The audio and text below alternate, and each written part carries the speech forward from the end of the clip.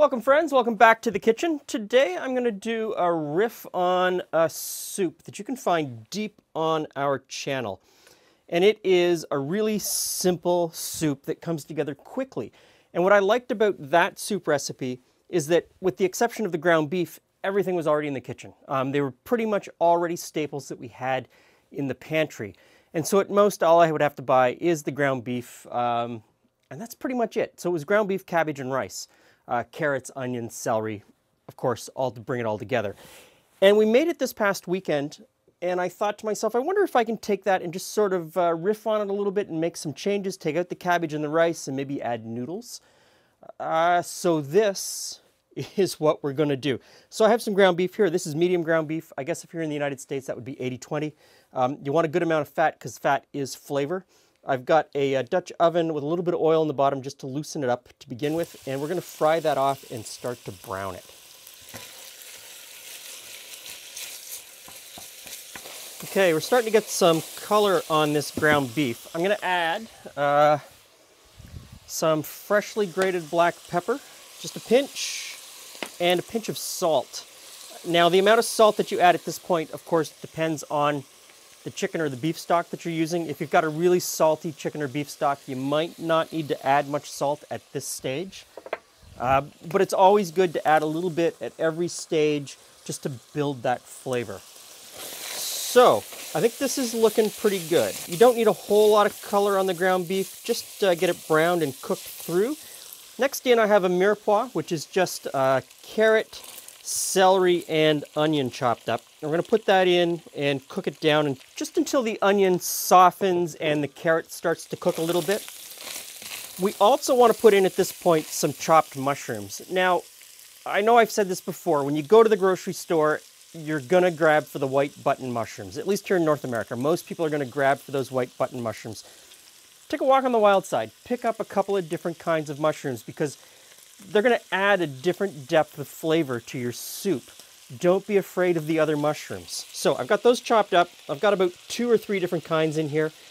Each one is going to bring something a little different, and it really works when they come together. So put that in, and now we cook that down until the mushrooms lose most of their moisture.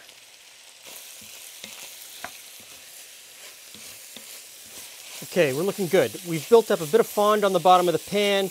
Everything seems to be coming together. Now I'm going to add some white wine. If you don't want to add white wine, you don't have to. I find that the acidity in a white wine brings out all of the other flavors. If you don't want to use it, just don't put anything else in. You don't need to substitute anything else for it. I just think that it adds an extra layer of flavor. So, put a cup, bring this back up to temperature, and you want to boil it off until pretty much none of the liquid remains. Okay, the next ingredient is some tomato paste. And we're just going to slide that into the bottom of the pan.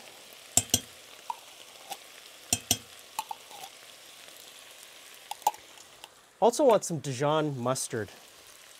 And you can use grainy if you want. I've got smooth because I think smooth is going to work better in this soup. But if I was making a sandwich, I would definitely use grainy Dijon.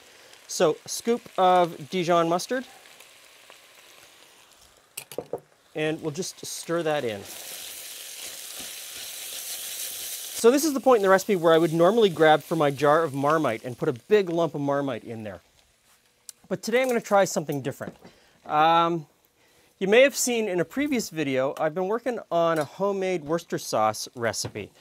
And this has been hanging out in the fridge since mid-September.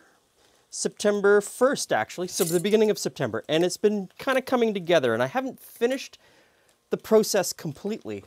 But let's give a little taste and see.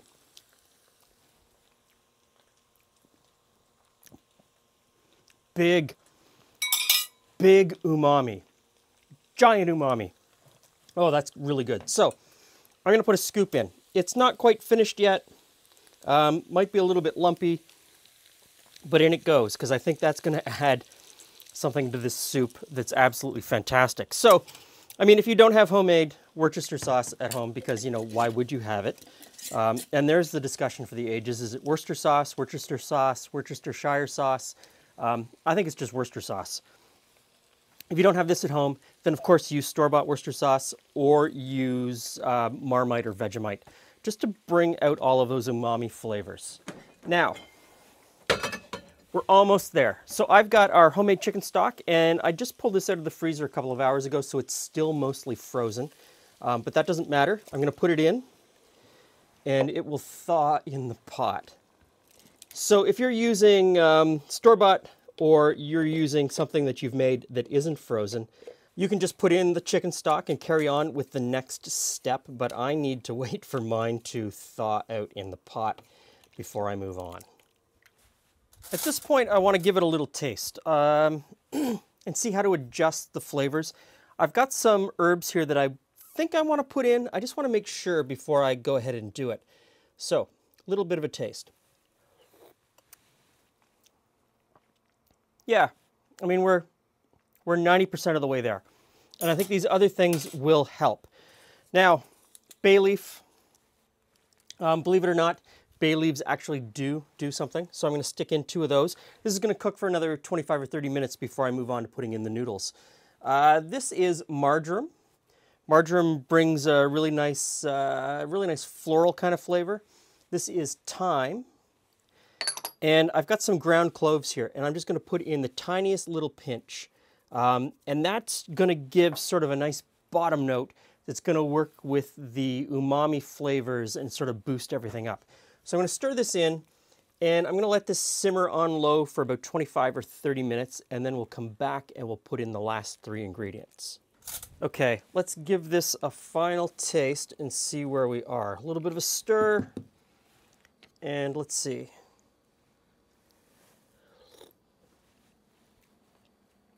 Yes, that's it. That's it. So those last couple of additions really rounded out the flavor. So just before you take this to the table, like 10, 15 minutes before you serve it, you add the last 3 ingredients. And that is frozen peas and frozen corn. Now, of course, you could change those up. You could put in cauliflower if you wanted. You could put shredded Brussels sprouts. You could add in any frozen vegetable that you want, anything that sort of tickles your fancy. Now, the last thing I'm going to put in are some egg noodles, and we put those in, and you don't want to put them in too early because these noodles aren't going to take very long to cook. Of course, the longer you leave the noodles in, the mushier they get. Hey, Jules. Hey, Glenn. Hey, friends. Soup. Yay, soup season. There's snow on the ground here. So that doesn't mean it's, that isn't the only thing for soup season. So oh, this looks pretty good. So this is a riff on that cabbage, rice, and ground beef soup that we make. Yeah, I see carrots and mushrooms and. So I swapped out the rice and celery? The cabbage, and noodles? Yay, yeah, noodles. and I put in mushrooms and noodles. So, and a couple other things. It's so hot. It's really good. A bit of a tang to that. So I tried some of our homemade Worcester sauce. Oh, yeah? It's not done yet. Oh. But I scooped some out because it just tastes so good, and I put it in, and that really sort of rounds out the flavor. Now, this is beef stroganoff, and that it ticks all of the boxes for what people put in beef stroganoff. Noodles, beef? Noodles, beef, mushrooms, white wine. I mean, beef stroganoff is a very sort of loosely defined recipe. So I think it's a bit regional then. Well, really, yeah, it comes down to. And it's lots changed. of people make various versions. There's the version, it's there's the original Russian version, which is nothing like the one that you would eat in the United States today. But sour cream goes really. Oh, because that does go well. Yeah. All right. So. Oh, that's a big dollop. Big dollop. And I think that is going to add another layer of flavor to the soup. So stir that in and see what happens. That sour cream is really nice in there. It adds, yeah. The thing that I want to eat more, but I'm going to set it down so I can say what I want to say. Oh, look, I made a mess. What a surprise. The thing about cream is cream has that mouthfeel, right? That kind of that adds that other layer of mouthfeel, but the cream also, because it's sour cream, adds a bit of a tang. So you've got the Worcester and the sour cream. And rounds the whole thing out. Yeah, it's kind of nice. This is a really quick soup. Took me a little bit longer today because our chicken stock was still frozen. I didn't pull it out of the freezer soon enough. But if you were just dealing with, fridge temperature chicken stock, Yeah. you could be eating this within a half an hour. Oh, that's Right. always nice soups, right? Yeah, so, you know, but while you're frying the ground beef, you're chopping the vegetables. You throw it all in, everything just goes in. Doesn't take a long cook. It's quite nice that way. So, give it a try. Thanks for stopping by. See you again soon.